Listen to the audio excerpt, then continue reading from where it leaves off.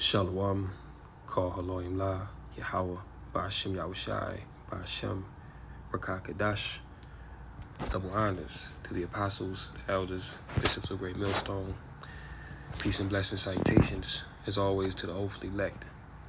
It's the brother Azariah, back with more news and prophecy. Just a few things going on in the earth right now. And, reflecting on the Day of Atonement as the day comes to an end. Lord will, this Day of Atonement was a solemn assembly for brothers and sisters, a time to, reflect on, how far that we've come, from being in the world, living a, sinful, wicked, ignorant lifestyle, before we came into the glorious light, before Yahweh Ba'ashem Yahushai called us out of the darkness of this world, to reflect upon that, to reflect upon the present, and also to, think upon the sacrifice. This was a day to afflict ourselves, afflict our flesh, going on a dry fast, from sundown, last night to, sundown today. This was a time to, abstain from drink and water, just a complete dry fast, afflicting the flesh. All right.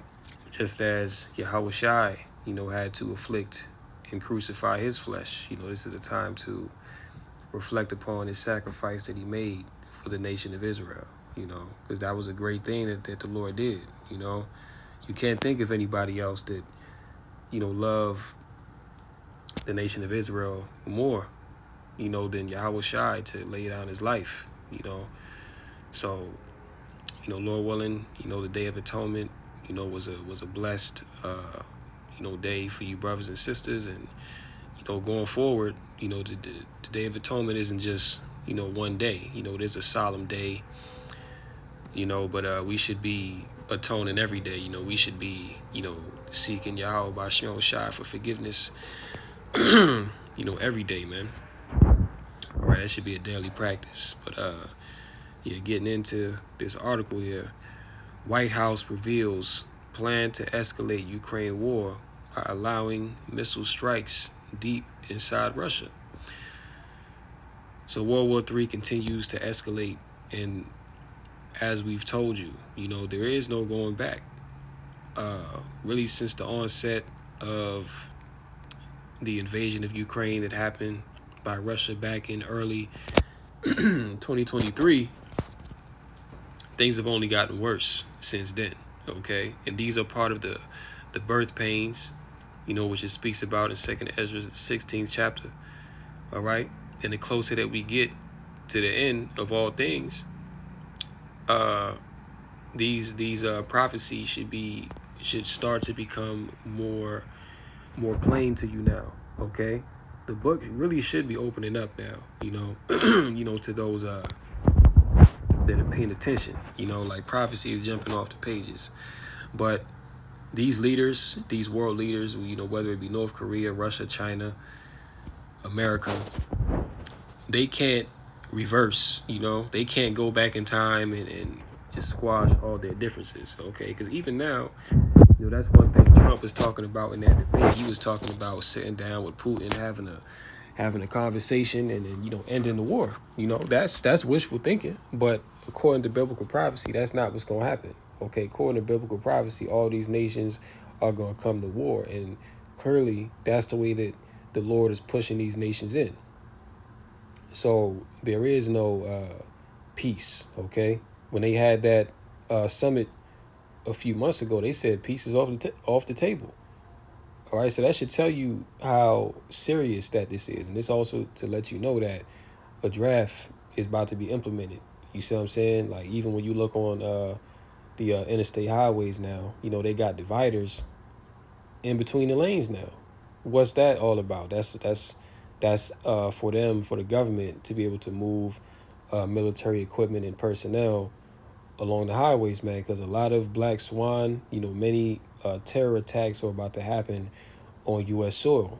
And that's how the government, the military is going to be able to move very quickly, all right, through these cities. You see, so lockdowns are coming, blackouts are coming, mass violence, death, and chaos are coming to these cities, man. But in the midst of that, this is what's brewing, all right? The White House is finalizing plans to escalate the Russia-Ukraine war by easing restrictions on how Ukraine can use so like it can use U.S. long-range missiles to hit targets deep inside Russian territory. When asked if the administration would lift restrictions on the use of long-range weapons, Biden told reporters Tuesday, "We're working that out now." Russian President Vladimir Putin has already reacted to the White House's plans, stating that such actions would represent the biggest escalation since the war began and signify that Russia is at war with NATO. And Russia been at war with NATO.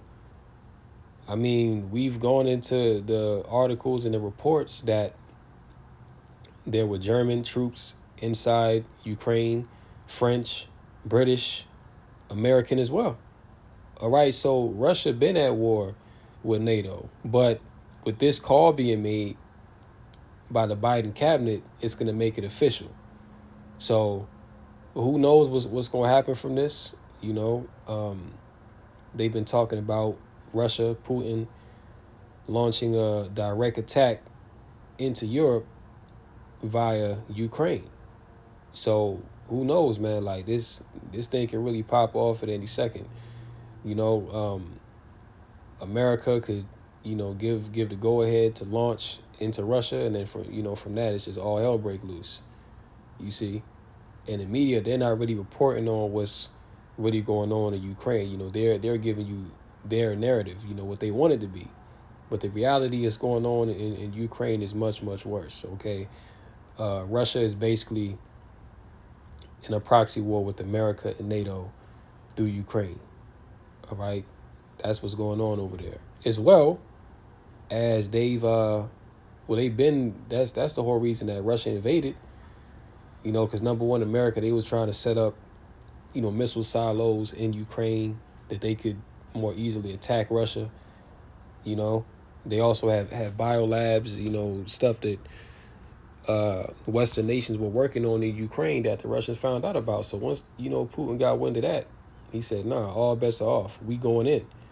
And ever since then, this war has been raging, 2 years now. Continuing on, the details of the plan are still coming together, but officials in Washington, London, and Kyiv have in recent days discussed expanding the area inside Russia that Ukraine can hit with American and British-made weapons. They've also discussed how to prevent additional cross-border attacks by Russia, including the U.S. agreeing to allow Ukraine to use UK long-range missiles that contain American parts to strike inside Russia. The current conversation between Washington and Kyiv marks a significant change in tenor from the ones the two countries held earlier this summer, and it signals that the Biden administration may be ready to finally agree to Kyiv's request to enable Ukraine's military to more forcefully defend itself and to make more aggressive moves inside Russia. You see that? So NATO ain't backing down. They don't want to hear nothing about no peace, which again, this is the spirit that the Lord got these nations in. The Lord got the nations in this spirit to go to war, because ultimately the Lord Yahweh Bashmel Shai is a man of war. All right, so all these things that are going down, this is for the intents and purposes for prophecy to be fulfilled. All right, so no wonder you're seeing these nations posture themselves this way, because they must fulfill prophecy. They're prisoners of prophecy. They must fulfill the book, man. All right, so now when we go to Joel, the 3rd chapter, Joel 3:2, I will also gather all nations and will bring them down into the valley of Jehoshaphat, or Yehoshaphat, which means Yahweh's judgment, and will plead with them there for my people and for my heritage Israel, whom they have scattered among the nations and parted my land. Let's go down to verse 9. Proclaim ye this among the Gentiles. Prepare war, wake up the mighty men, let all the men of war draw near, let them come up. And these wars that are going on around the planet simultaneously, this is a sign of the end of the time of the Gentiles, okay? Because the Lord is really turning these heathen nations on themselves to destroy each other. So they're really bringing down their own kingdom and don't even realize it. Well, some do realize it, but they can't stop it. They can't do nothing to, de-escalate things, man. Like, there's no solution that they can bring forward to say, you know what, let's just stop this. Because if the Lord wanted peace, then there would have been peace. You see, really, if the Lord wanted peace, there really wouldn't be no war. But for the sake of prophecy, for the sake of, the Lord making good on his word, these things must be. Okay, this is why the scriptures say to proclaim you this among the Gentiles, prepare war. It didn't say prepare peace. It don't say prepare negotiation. It don't say let bygones be bygones. No, it say prepare war. Wake up the mighty men. Verse 10, beat your plowshares into swords and your pruning hooks into spears. Let the weak say, I am strong. Assemble yourselves and come, all ye heathen, and gather yourselves together round about. Thither cause thy mighty ones to come down, O Lord. Call Allah Yahweh Bashem Yahushai. That the Lord is, putting a spirit on these heathen to destroy themselves, man. And we're going to witness the fall of our enemies. Okay. And, this is a beautiful thing to watch. This is why we don't have to get involved in what these nations got going on. All we got to do is sit back and enjoy the show. Okay. Because ultimately, this is all being done on our behalf. Okay. These nations are going to war for the controversy of Zion at the end of the day. So these things must happen for us to be freed from our captivity in the four corners of the earth. All right, this is Exodus chapter 15 and verse 2. It says, the Lord is my strength and song, and he is become my salvation. He is my God, and I will prepare him in habitation, my father's God, and I will exalt him. The Lord, in that, when you see Lord in all caps, that's talking about the Heavenly Father, Yahweh. So Yahweh is a man of war. Yahweh is his name. Okay? The Lord is a man of war. The Lord is his name. Right? So the Lord is a man of war. Okay? This is why he's preparing war for these nations to bring them down. And, the final blow is going to come when Yahweh Shai cracked them clouds with the hosts of heaven. All right? That's going to be that terrible and dreadful day that all the heathen ain't looking forward to. Because they all going to be humbled in that time, man. Like all the high technology that they got, these, infrared heat-seeking missiles, and, they got super soldiers, and they got, Esau, these nations, they got all type of stuff, man. But when Yahweh Shai come back, that's all going to be rendered useless, all right? Tells you about that in 2nd Ezra 13 chapter that, they going to turn their guns on Yahweh Shai, and that he going to laugh at them. Yahweh Shai is going to laugh in these nations' faces, man. Like, y'all really think you about to do something with me? And the Lord said that he not going to meet you as a man. So the Lord coming back with that spiritual power. So it ain't nothing that these, futile weapons can do against spiritual power, especially of, Yahweh Shai. All right, this one here too. So UK, they're releasing their high-risk prisoners on early release because, according to them, the prisons are overcrowded. You see, but as we've been going into through the spirit, isn't it strange that coming close to this election, right? You're seeing all this chaos just happen. Okay, they're just making moves that seem like they're very calculated. Before the election, we're gonna release prisoners. We're gonna set up Asian provocateurs in these different nations to incite violence, to incite confusion and division. You see, we're gonna, pretty much replace the population of these certain nations so that the so-called native people there, they can feel some type of way. They can feel resentment towards the migrants, because they getting cars, they getting housing, they are getting subsidized and living well, while the average citizen is, relegated to, a destitute lifestyle, a bum lifestyle, and that's done on purpose, man. But these things are sowing the seeds of division amongst the people. Okay, so eventually they can bring that order out of the chaos. You see, so this here is an extension of that. Okay, just like how they did with Venezuela, how pretty much America, they called up Venezuela and told them to release their prisoners. All right, and where did those prisoners go? Well, they came to America, and they're in, and they're all up in here. Okay, all over these cities. What I'm saying? Small towns, they're everywhere, man, ready to pop off when that order is given. Right? So there are risks to letting high-risk prisoners out early, warns Chief Inspector. We mentioned in our last post some remarks that Charlie Taylor, the Chief Inspector of Prisons in England and Wales, previously made on overcrowding, and he's been out giving a fresh take this morning. Speaking to our colleagues at BBC Breakfast, he says he thinks Keir Starmer's government had absolutely no choice but to deal with the issue because when prisons are too crowded, they don't function properly, and allegedly these prisons are overcrowded. But if they are overcrowded, why is that? Because you're incarcerating people, unjustly, man. All right, now when you go into the high risk prisoners, why do you release them? Why don't you release the people that you got in there on bogus charges or for minor offenses? Why don't you release them? It wouldn't be overcrowded then. But see, this is the wiles of the devil, okay? Because every prisoner that they're releasing is not high risk. You see what I'm saying? But they're releasing the high risk prisoners along with everybody else.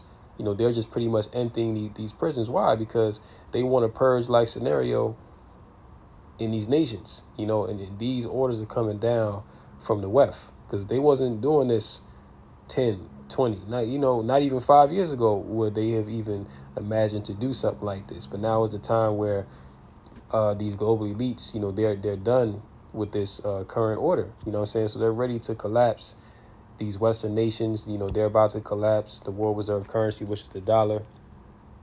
All right, they're taking the jobs away.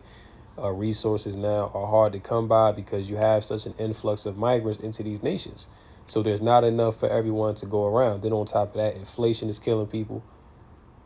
So this is a complete disaster. And they already know what's going to come of this. And that's what they want. And really, that's what Yahweh Bashmel Shai wants. Okay, because once again, this is the end of this world, man. All right, these things must be. However, he adds there is, quote, some risk involved to letting people out early, including homelessness and people getting back into the cycle of crime, drug use, or worse, still getting involved in further offenses.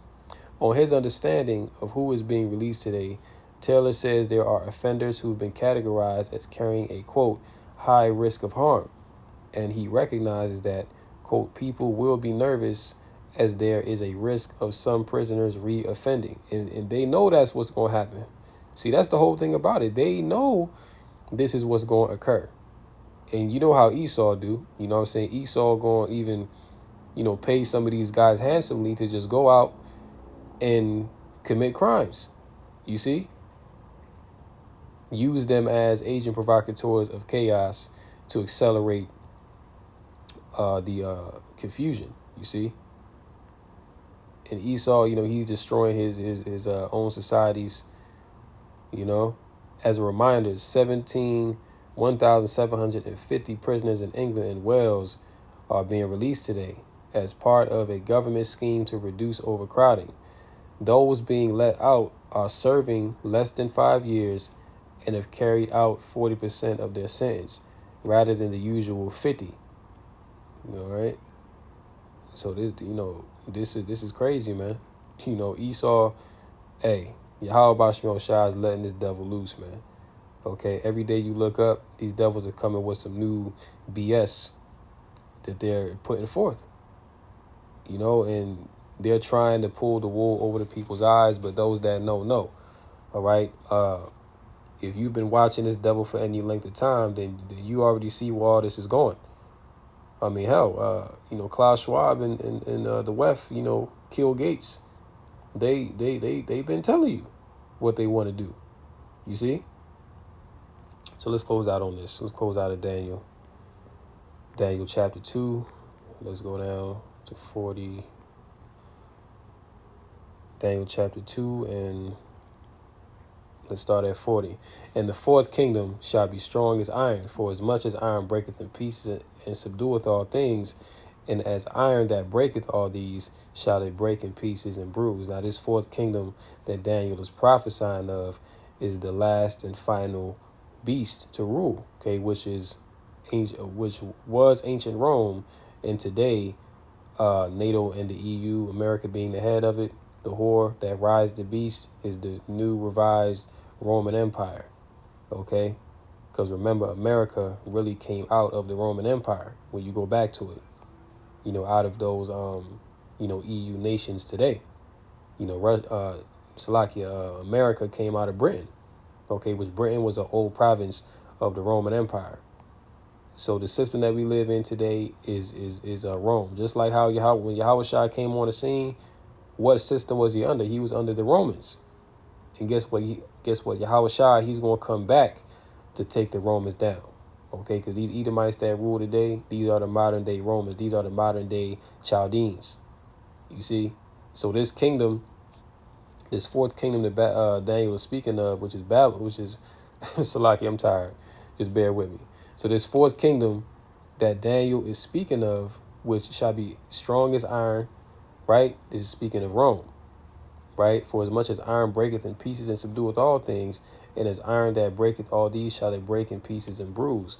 And whereas thou sawest the feet and toes, part of potter's clay and part of iron. Now these toes represent pretty much the, how do I put it? These toes represent the last, ruling hours, if you will, of the Roman Empire. Okay. So we're in the toes right now. Now let's see what's going to happen with these toes. Now, whereas thou sawest the feet and toes, part of potter's clay and part of iron, the kingdom shall be divided. Right? But there shall be in it of the strength of iron, for as much as thou sawest the iron mixed with miry clay, and as the toes of the feet were part of iron and part of clay, so the kingdom shall be partly strong and partly broken. All right? So this current day Roman system, which is headed by Babylon the Great, is partly strong and is partly broken. Now, how is it strong? They're strong militarily, okay? They're strong in terms of their left-hand sorcery, you see what I'm saying? But they're divided pretty much on everything. They're divided on healthcare, they're divided on education, they're divided on quality of life, inflation. You see what I'm saying? Some people want war, some people don't want war. These average everyday Edomites, they're complaining to their elites because they feel like they getting left out. They feel like they not getting a piece of the pie no more. All right, so this is why civil war is brewing, and that's part of that division.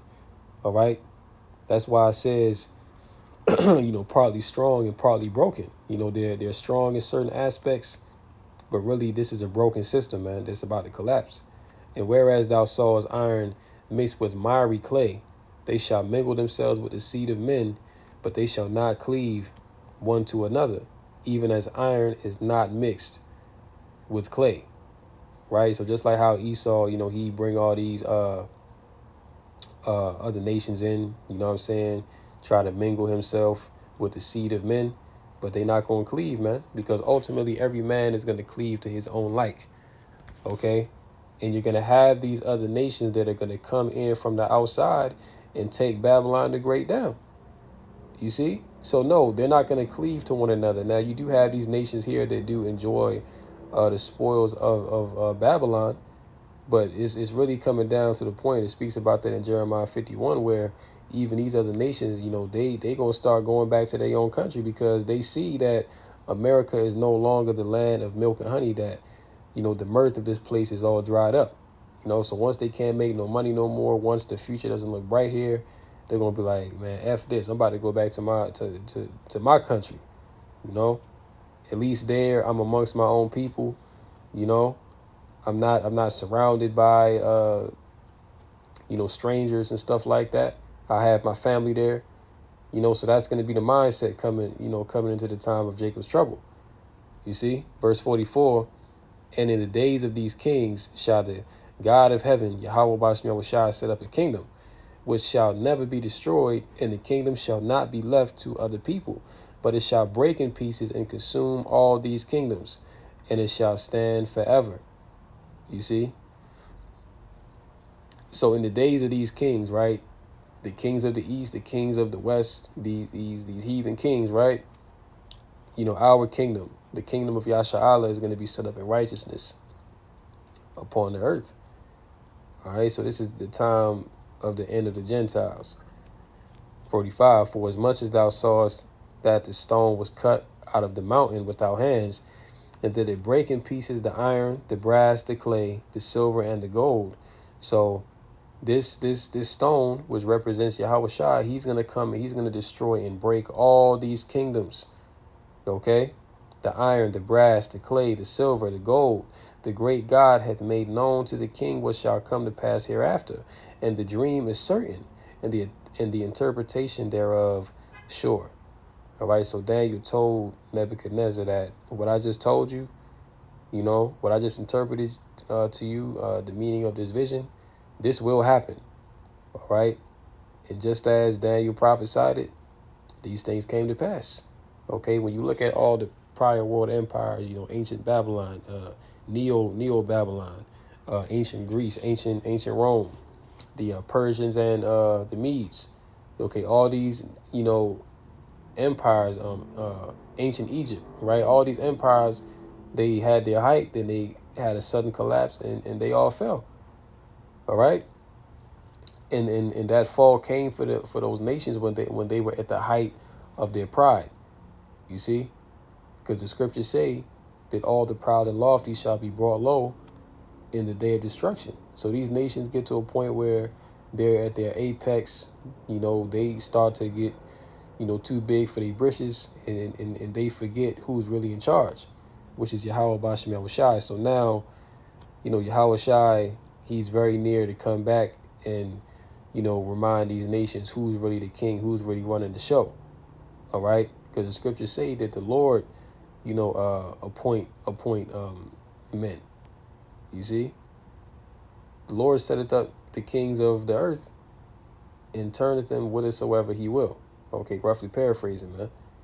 So, these, we're very close to that time where, the Lord is about to make good on his promises, man. These nations, especially these Edomites, they're terrified because they don't know what to do. But all they can do is play out their role in prophecy, and they're going to be destroyed. So with that, I'm going to go ahead and close out here. Lord willing, this lesson was edifying through the Rakah Kadash, call Lord Yahweh Bashem Yahushua Bashem Rakah Kadash. And until next time, Lord willing, Shalom to the elect, Kom Yasha Allah, and the Bible Ball. Shalom.